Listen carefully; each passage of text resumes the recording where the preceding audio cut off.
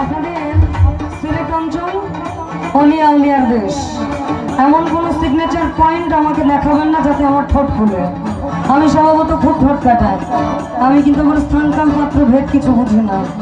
এমন কোনো সিম্বল বা কোনো সিগনেচার দেবেন না।